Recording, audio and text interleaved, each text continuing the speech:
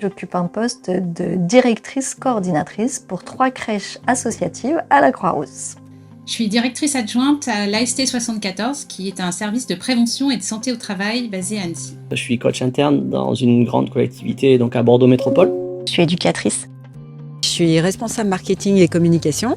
Et au sein de mon entreprise, je suis amenée à collaborer avec des équipes de gestion, des managers et des prestataires externes. Les motivations qui m'ont amené ici, c'est pour permettre de travailler dans une association qui fait de l'insertion de jeunes neuroatypiques dans le monde du travail. J'ai voulu pratiquer la médiation pour déjà dépasser la peur du conflit et ensuite faire ma part dans la contribution à la paix. Dans la société actuelle, avec beaucoup plus de polarisation, j'avais envie de pouvoir mieux appréhender le conflit et avoir des outils à utiliser pour que ce soit plus constructif dans le cas où il y a des tensions ou des conflits qui soient générés. C'est difficile, en fait, pour les personnes qui travaillent ensemble, même si elles se connaissent bien, de pouvoir exprimer ce qui est difficile à vivre, qui rend la collaboration complexe et qu'elles n'arrivent pas à se le dire.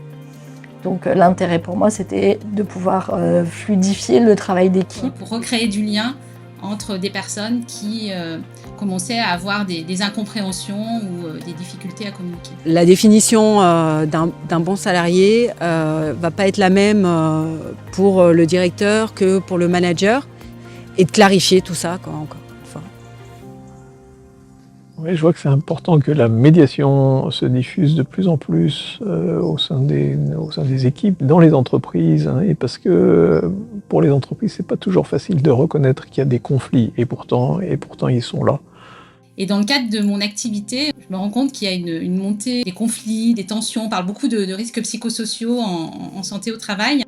C'est que même dans un collectif de travail qui fonctionne bien, forcément, un jour ou l'autre, il y aura un stimulus, une tension qui fera que les relations pourront se tendre. Et du coup, le plus tôt c'est pris en amont, le plus tôt ça a des chances de revenir à l'état initial, quoi. Voilà, notre leitmotiv, nous, c'est travailler sur la qualité de la relation.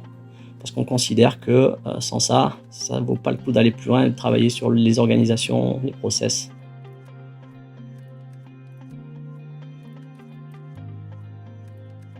Moi, j'ai découvert la CNV alors que j'étais manager et j'ai vu la puissance du processus de CNV.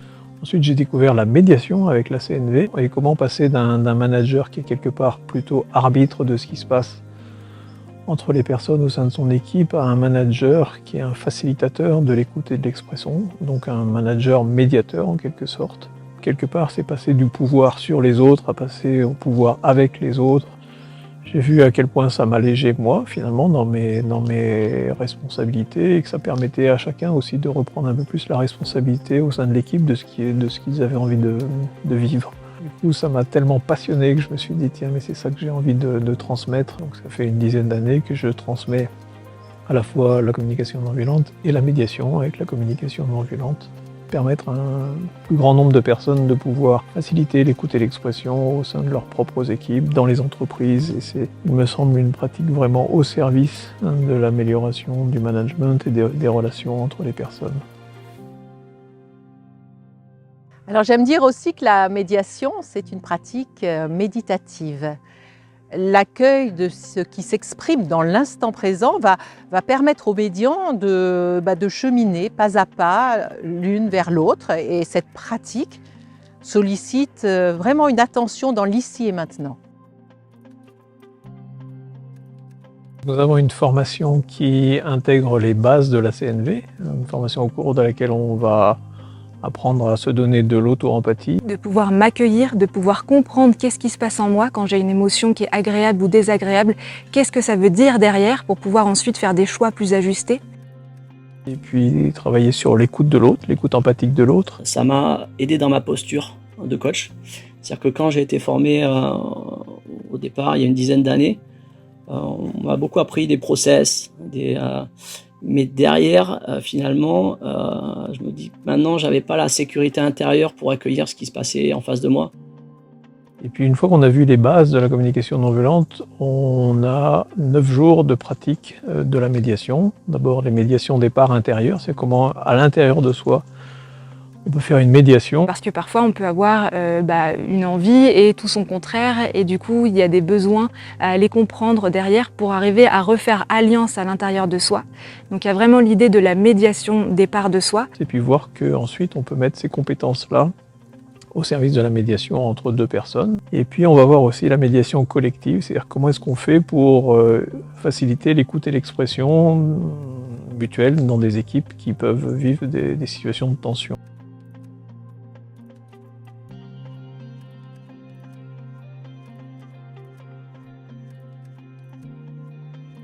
Et au niveau de la pédagogie, on va allier des séquences d'apports théoriques, parce que le processus de médiation CNV, c'est un processus qui est formalisé.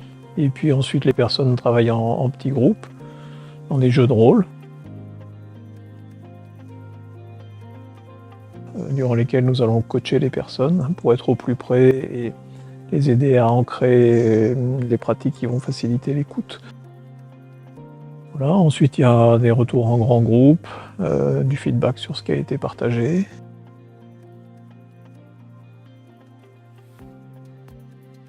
C'est ce qui m'a vraiment plu, c'est de pouvoir pratiquer un maximum, de quelque part expérimenter pour voir où étaient les écueils possibles et de mieux comprendre ensuite les apports théoriques.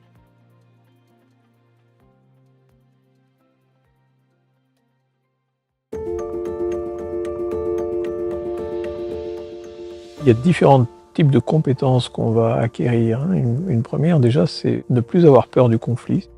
Je ne me sentais pas à l'aise, vraiment d'être confronté au conflit. C'est quelque chose que j'évitais plutôt.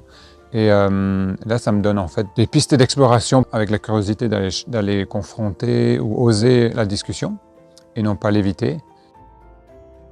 La pratique de la médiation, c'est aussi du sport, car elle s'appuie sur un ancrage physique, de l'endurance et aussi la capacité à percevoir ses ressentis corporels pour éventuellement accueillir l'intensité émotionnelle. Ça m'a apporté une aisance dans les conflits. Je suis prête à tout entendre. Je suis à l'aise avec les silences et recevoir aussi toutes les émotions, que ce soit la colère, qui aurait pu être plus effrayant avant. Voilà, maintenant je suis dans cette posture, je suis prête à accueillir tout ça. Il y a une autre compétence qui est finalement quand je perds ma capacité à écouter les autres, qu'est-ce que je fais pour retrouver cette capacité, hein? Voilà, je peux être stimulé par des choses qui se sont exprimées. Comment je retrouve une capacité à écouter à nouveau ce qui est présent pour les autres? Et je pense que ça développe aussi beaucoup une attitude en fait qui transparaît dans les liens avec les équipes. Il y a une compétence qui est vraiment au cœur de la médiation, c'est celle de l'écoute empathique. C'est-à-dire comment j'offre mon écoute empathique à une personne qui vit quelque chose de difficile, et puis ensuite comment j'offre mon écoute empathique à deux personnes ou plus qui vivent quelque chose de difficile. Il y a l'entretien préalable où en fait on est vraiment dans de l'écoute empathique, où chacun peut vider son sac déjà, et exprimer en fait ce qui est très présent chez lui. C'est de voir ce que les gens mettent derrière les mots. C'est rejoindre l'autre au-delà de ses jugements, de ses comportements, pour comprendre vraiment ce qui est important pour lui et lui permettre de le réaliser aussi et de peut-être lui offrir un autre choix d'action et de parole.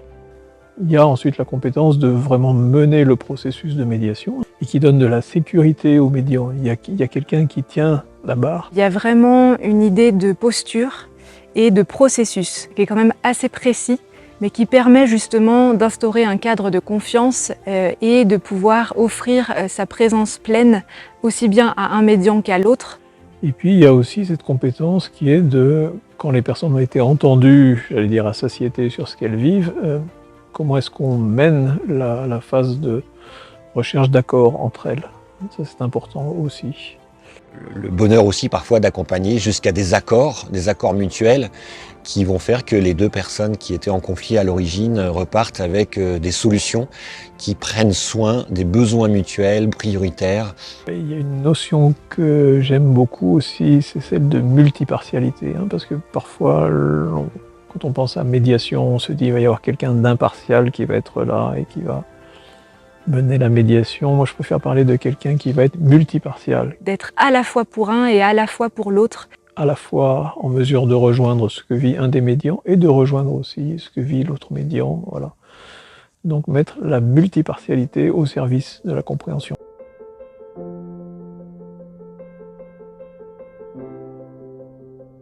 J'apprécie beaucoup les deux intervenants qu'on a. Ils ont une approche très humaine. Leur générosité dans la transmission, et je suis pleine d'admiration pour l'humilité qu'ils ont. Ils sont très justes, ils sont très fins. Ce qui est intéressant surtout, c'est qu'il y a un cumul d'expériences tel qu'ils arrivent à faire des différences sur des choses assez subtiles et qui font vraiment la différence.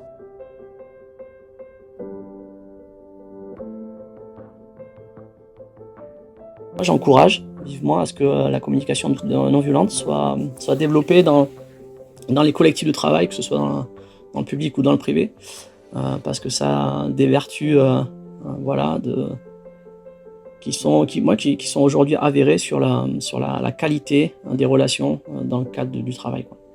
Moi, je demande qu'il y ait davantage de personnes qui viennent faire ce genre de stage. On a vraiment besoin de médiateurs. À une période où les risques psychosociaux flambent, on veut vivre de l'harmonie dans nos relations. Et pour ça, je trouve que la CNV est un outil extrêmement performant. En tout cas, ça fonctionne très bien dans mon environnement. Si, en tant que responsable, déjà, on développe ses compétences, ça peut imprégner les équipes et ça peut les soutenir dans leur travail avec les familles et ça peut aussi servir d'exemple pour les enfants qu'on accueille. Même s'ils sont tout petits, je pense qu'ils absorbent pas mal de choses. Ça permettrait vraiment de faire évoluer notre humanité vers des rapports qui sont quand même plus constructifs que ce qu'on entend beaucoup dans les médias aujourd'hui. Si toutes les personnes pouvaient accéder à la médiation, si chaque fois qu'il y a un conflit, on pouvait penser à la médiation, mon Dieu, je pense que le monde irait tellement mieux. Ça me donne confiance dans la vie. Ouais. Si comme moi, le conflit a été difficile pour vous à un moment donné dans votre vie, allez-y, franchissez le pas. D'aller du côté de la médiation, ça vient pacifier beaucoup de choses.